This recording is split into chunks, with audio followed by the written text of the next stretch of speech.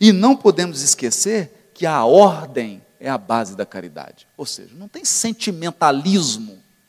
Ah, coitadinho, põe ele para dentro. Aí ele acaba com o instituto. Porque ele sequer reconheceu a imperfeição. Então a caridade precisa de ordem. Porque amor é diferente de sentimentalismo. Ser bondoso é diferente de ser bonzinho. Ser bonzinho é muitas vezes ser imprudente. Ser bondoso é diferente. O médico que vai tratar um paciente que está infectado pelo vírus Ebola, se ele for bondoso, ele tem que colocar o doente numa redoma, ele colocar toda uma roupa especial. Isso é prudência. O interessante é que no capítulo 2 o Druso vai dizer algo que eu gostaria de terminar falando do céu. Ele diz assim: é que o propósito da vida trabalha em nós e conosco. Em nós e conosco, através de todos os meios, para guiar-nos à perfeição. Cerceando-lhe os impulsos, agimos em sentido contrário à lei, criando aflição e sofrimento em nós mesmos. O que o Druso está dizendo? Deus se manifesta em cada um de nós através de impulsos psíquicos. Impulsos psíquicos. Você tem um impulso de ser generoso. Você tem um impulso de conhecer. Você tem um impulso de ser bom. Você tem um impulso de fazer o bem. E esses impulsos representam a força de Deus em nós e conosco. Em nós e conosco. Essa descarga de poder divino no nosso coração, nos levando para a perfeição espiritual. Assim como a semente traz uma energia potencial vital que a transforma numa árvore frutífera. É mais simples do que a gente pensava. É mais sutil do que a gente pensava.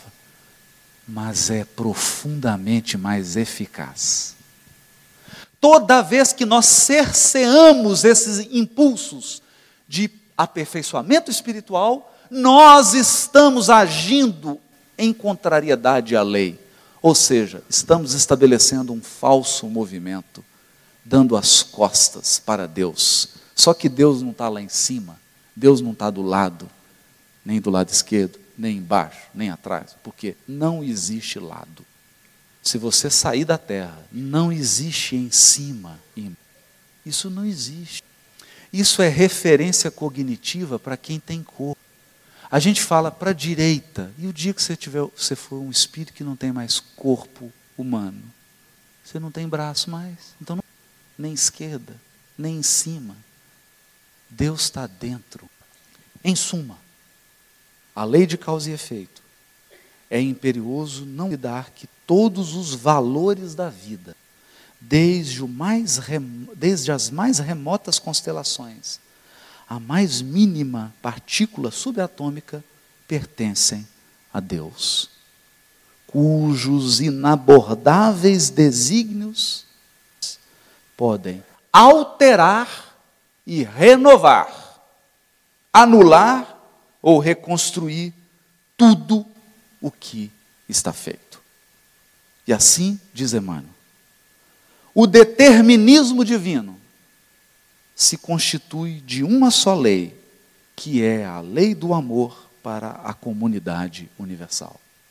Todavia, confiando em si mesmo mais do que em Deus, o homem transforma a sua fragilidade em foco de ações contrárias a essa mesma lei, efetuando uma intervenção indébita na harmonia divina.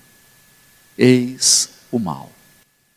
Urge recompor os elos sagrados dessa harmonia sublime, porque toda vez que nós desrespeitamos o bem comum, que é o princípio da lei, nós desarmonizamos. Eis o mal. Urge harmonizar de novo. Trazer harmonia para a nossa teia. revalorizar o bem comum. Eis o resgate. Vede, pois, que o mal, essencialmente considerado, não pode existir para Deus, em virtude de representar um desvio, olha a palavra desvio de novo, em virtude de representar um desvio do homem, sendo zero na sabedoria e na providência divina. O Criador é sempre, sempre o Pai generoso e sábio, justo e amigo, considerando os filhos transviados como incursos em vastas experiências.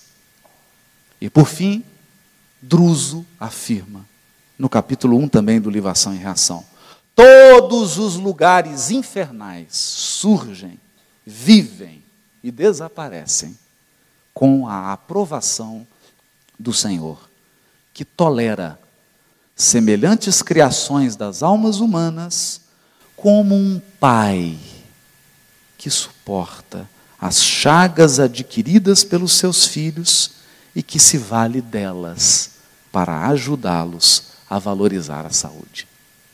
Que nós possamos, espíritas, abandonar esses hábitos milenares de apenas viver na superfície da experiência religiosa e possamos fazer a verdadeira experiência de Deus, que é conectar-se com a força divina que age dentro de cada um de nós, mas que é preciso fazer muito silêncio interior para ouvir essa voz, porque conectar-se com o amor divino já é entrar no céu.